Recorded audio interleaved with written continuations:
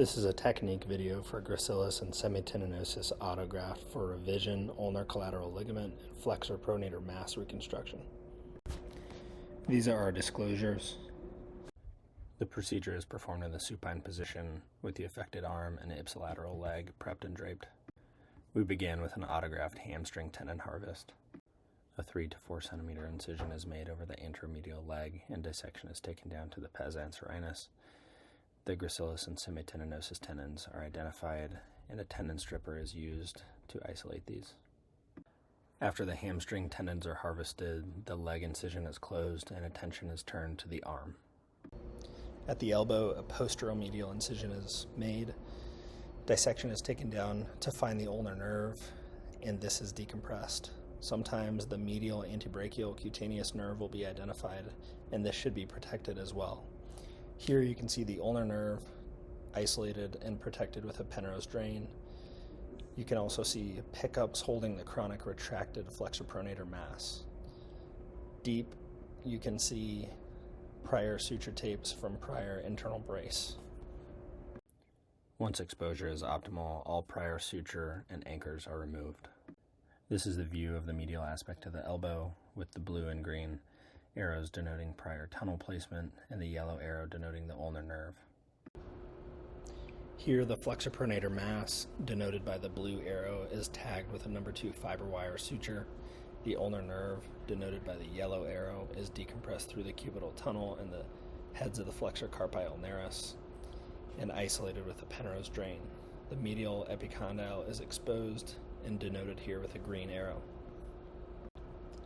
The revision ulnar collateral ligament reconstruction is then began. Here the medial epicondyle is noted with the white star.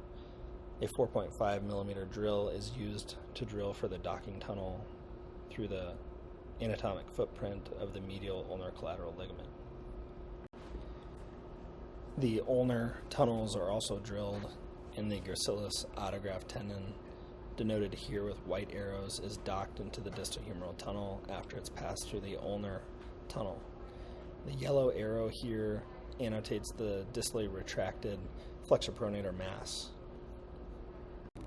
After the gracilis autograft is docked, an internal brace is performed in standard fashion with suture tape. Here the white arrows correlate to the gracilis autograft. The yellow arrow demonstrates the internal brace. There's a white star here denoting the chronic retracted flexor pronator mass. And the blue arrow here is a free number 2 suture for future flexor pronator mass reconstruction. Once the ulnar collateral ligament reconstruction and internal brace is performed, the elbow should be taken through range of motion in extension and flexion to ensure isometry of the graft. When the ulnar collateral ligament reconstruction is complete, attention is turned to the flexor pronator mass reconstruction. This can be completed via a pulvertaft weave technique through the musculotendinous junction of the flexor pronator mass, or by simply lying the semitendinosus next to the flexor pronator mass and using suture to attach these two. The prior number 2 suture from the distal humerus tunnel is then used with a Krakow stitch through the semitendinosus autograft, and the other limb of the number 2 suture is used as a post to secure the semitendinosus autograft down to the distal humerus tunnel near the medial epicondyle.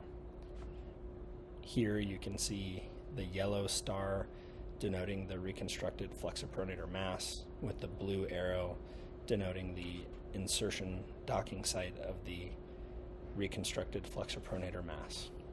And that completes the technique.